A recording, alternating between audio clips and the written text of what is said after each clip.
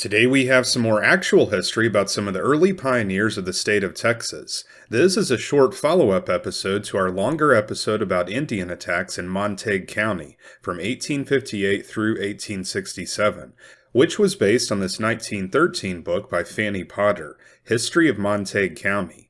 In this episode, we will take a closer look at the lives of some of the men involved in those attacks. First, we will hear about an important pioneer of North Texas, Dr. Nathaniel Polly. He was living in Hardy, Texas, which is now a ghost town, near Forestburg in Montague County. In the Comanche and Kiowa raid into Montague County in 1858, Dr. Polly was not harmed, but the Indians stole 40 of his horses. He then moved back closer to the Dallas area, and was well known for preaching for more than 50 years. We will read a short description of his life and his obituary. We will then read the story of William C. or Billy Davis, who was the father of poor little Henry Davis, who was killed by Indians in Montague County back in 1859. In that story from Fanny Potter's 1913 book, we heard that Henry Davis was horribly mutilated and scalped, with his head facing west, but we didn't hear anything about how his father reacted to his son's death. In this episode, we will read this account of Billy Davis's life from the usgenwebsites.org page on the Davis family of Grayson County, Texas. Billy Davis became very angry after his son was killed, and he reacted in a similar manner to how other Texans like Jeff Turner or Wiley Joy reacted when their loved ones were killed by Indians. Like those men, Billy Davis sought revenge, and he made it his life's mission. So here are the short stories of two men of note in early Texas. Dr. Nathaniel Polly, County Judge, Doctor, Minister of the Gospel in Kentucky, Arkansas, Mississippi, and Texas. Nathan H.O. Polly, whose ministry in Texas began in 1848 and lasted for more than 50 years, established many North Texas congregations, and strengthened many of the churches in the Dallas area. He was the first judge of Montague County, Texas, where he started a frontier church. Rockwall, Texas became his permanent home, from which he preached and established many churches in surrounding counties. In 1892, Polly stated that he had traveled and preached in North Texas for 43 years, but had never received enough support to keep him in decent clothes. Polly died in 1902 at 82 years of age, having preached for a total of 64 years. In the course of his career, he baptized some 3,000 people. Polly was a link to the pioneers of the Stone Campbell tradition, having received his education from Walter Scott as a young man. His obituary. Polly, with sadness of heart I chronicle the death of another old soldier of the cross, Brother H.N.O. Polly. Brother Polly departed his life November 2, 1902. He was born in Kentucky in the year A.D. 1820. Obeyed the gospel at the age of 18, and began preaching at the age of 19.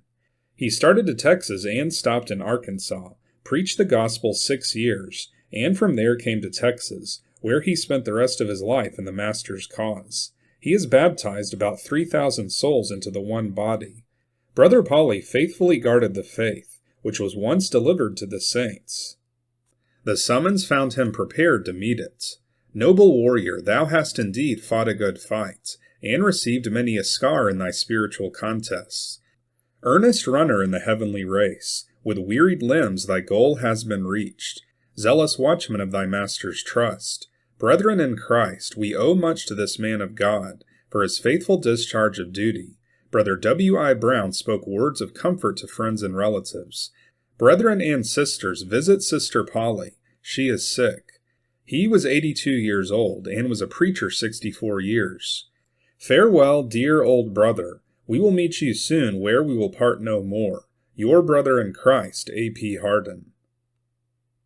So that was the short account of the life of the first judge of Montague County, Dr. Nathaniel Polly. He later moved back to Rockwall County, where he is buried. We will now read the story of Billy Davis, and the vengeance he sought against the Indians after they killed his son. William C. Davis was born in Giles County, Tennessee in 1814. He married Hetty Wallace in Florence, Alabama in 1836. Mr. Davis and his 16-year-old bride moved to Benton County, Missouri. And in 1848 they emigrated to Texas with their family, settling on land west of Howe. They began housekeeping in a dugout, and later built a cabin. Some of the life of William C. Davis was pieced together from Mrs. J. D. Finney's records and documents, as well as Walter Enlow's stories. Henry Clay Davis, young son of William Davis, was scalped while visiting at a ranch his stepfather Anderson White owned in Montague County in February 1859. This tragedy caused William to take up the pastime of scalping Indians. One such experience occurred when he saw a hunting party of 5 east of town. Deciding they were heading for the water hole, he chose a route that got him in the place first. When they appeared, William killed and scalped all of them. Then he moved the dead bodies away from the water so that the cows could drink. The bodies were later buried by the Despain family who lived nearby. Later, Mr. Brown, a contractor who was using mules to widen the road, as it was to be the first road graveled in the area, uncovered bones for which there was no headstone. Mr. Enlow took one of the skulls to Austin College to be examined, and it was confirmed that the skull was that of an Indian. Because John Stark would not allow him to keep the bones, he took the bones back to a ditch between the road and the railroad tracks, where some black workers had been buried. 55 years later, Mr. Enlow returned to the spot and retrieved a few of the bones. Another tale is that while Billy Davis was living in his dugouts, he heard Indians in his corral one night. Using the back tunnel of his underground home, he was able to get above ground and sneak upon the Indians, opening fire with his Winchester. The next morning, Billy erected a tall pole at the front of his dugout and hung one of the Indians' head on it. From that time on, Indians avoided Billy Davis's place. He began to hang the scalps he had collected on the bodark trees that he used as fences on his land.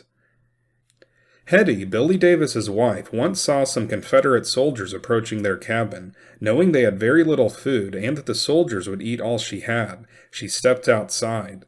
When the soldiers dismounted, she asked them if they had had the smallpox. The soldiers hurriedly mounted up and left without saying a word. Another time during the war, Billy sent Hetty and their oldest son to the Rio Grande with their herds, in order to keep the soldiers from confiscating them.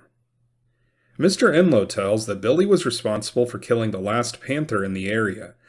While out bear hunting with his dogs, Billy came upon the big cat, but his dogs shied away.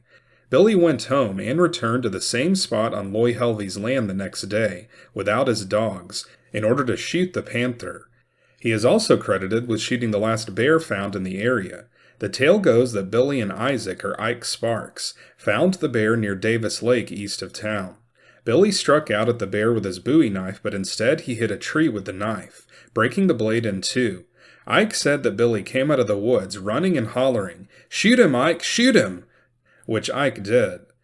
Billy Davis was well known for breeding and selling his famous Davis mules all over Texas, Louisiana, Arkansas, etc.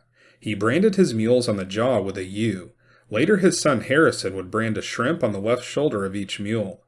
Mr. Davis is also accredited with bringing the powerful Morgan horses to Texas, and it is believed that they were used on the stage line that went through Farmington.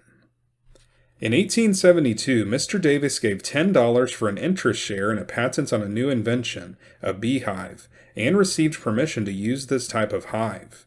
Besides his Confederate discharge paper, some old letters and documents listed above, he had a receipt for his Masonic tombstone, which stands in Hall Cemetery, dated 1883.